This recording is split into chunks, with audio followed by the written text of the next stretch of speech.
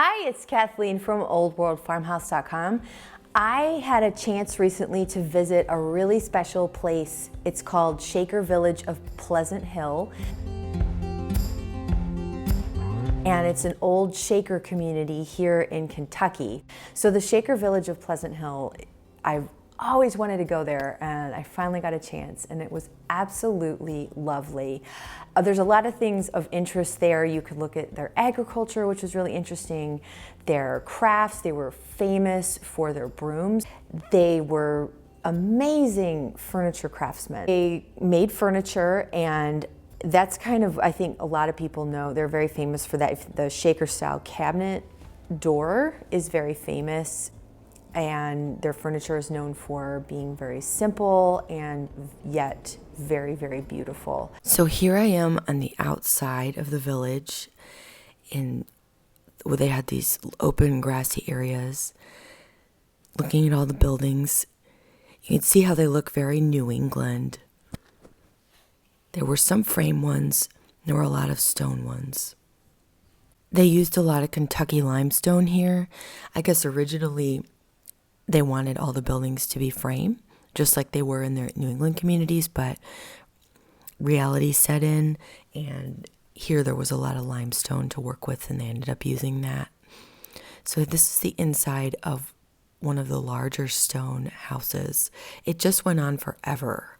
This was sort of the main hallway. Those are Shaker chairs. That's their dustpan hanging on the peg rail. How cool is that? I would love to have that dustpan.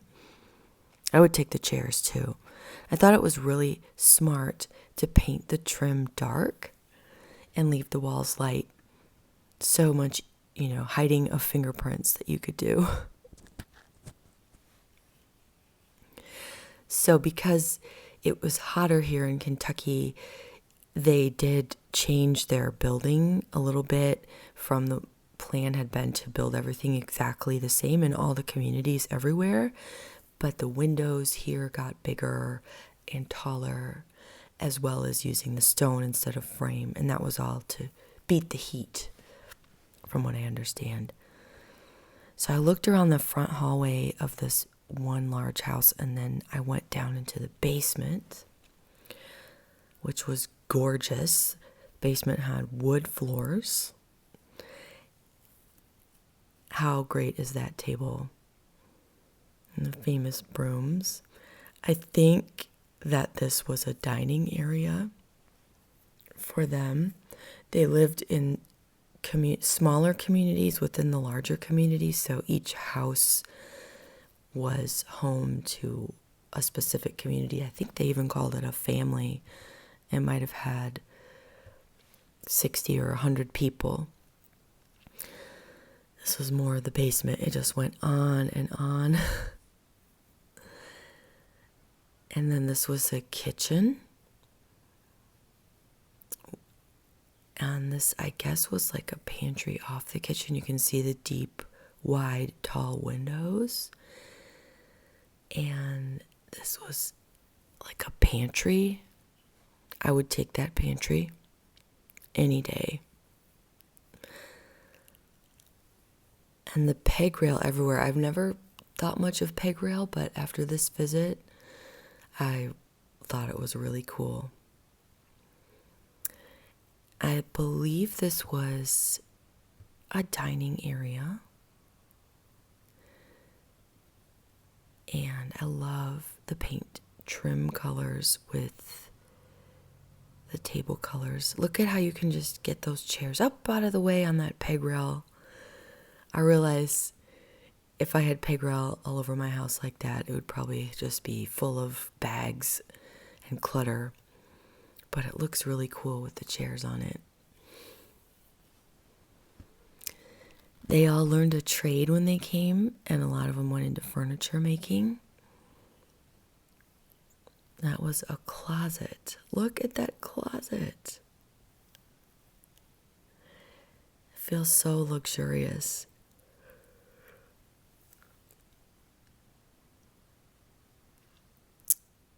This was an unusual piece because it actually had some paint on it. Most of their furniture didn't.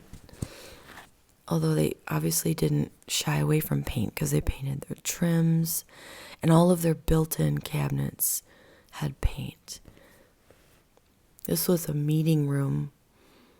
It was so lovely. The light, I guess they would sit on these benches for prayers. And they had 2 entrances for everything, one for the men and one for the women. So yeah, they made their windows larger, much larger. That's a cool little piece, isn't it? I wonder, I guess they must have made all their quilts and things as well as their furniture. What a neat pattern. And their rugs, perhaps, as well. There's shaker style cabinet fronts that everybody loves so much. They liked to have lots of storage. I think it was part of not being wasteful. So that if there was space like that, they'd build in a cabinet. Look at that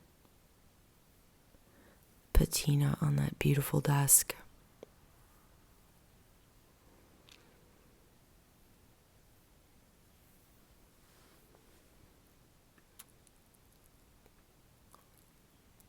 I was kind of obsessed with that built-in. I kept taking pictures of it. These houses just went on forever. I think this one had 3 full stories. The stairs were so solid and sturdy. The craftsmanship was amazing. Look at that. This is the top attic floor. Wouldn't you love to have something like that anywhere in your house, but especially the attic? Wow. I just had to peek in there. It was like a little side room. Then I went back over to ogle this bank of dressers. It feels very luxurious, but I think these buildings, they were very full of people, so they probably used every inch and used it well. I would just love to have a bank of dressers like that for my sons. Maybe they could finally keep them all closed if they had that much space. So this was the very top floor of the house. You could see that. And then I went back down. I guess this was the second, or maybe it was the 3rd floor with their meeting room. I lost track if there were 3 or 4, and then 4 with the attic. And I just wanted to take a look at the kind of the through hallways. They made these lanterns. They had them for sale of copper. Aren't they pretty? I would love to have those.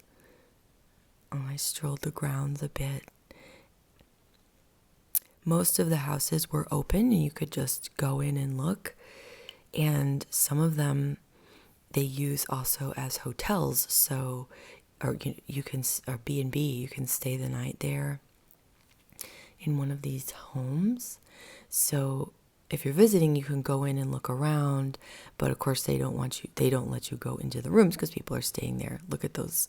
Oh, I love those sconces. Oh my gosh. So if you stay there, I guess you can eat. They have a farm to fork restaurant, and you eat there as part of your package. And you have access to all the grounds and all the activities. And you're staying in these gorgeous historic homes. And please give me a thumbs up if you enjoyed this tour, and please consider visiting the Shaker Village of Pleasant Hill. They have hotels for overnight stays, and they have a farm to fork restaurant which looked gorgeous. It was all booked up the day I was there, so I couldn't even think about going, but I did glance at the menu and the prices were super reasonable, and I think that they grow all of the produce, if not also the meat, right there at the Shaker Village. So please check it out if you are in Kentucky, and I'll see you in the next video. This is Kathleen from oldworldfarmhouse.com.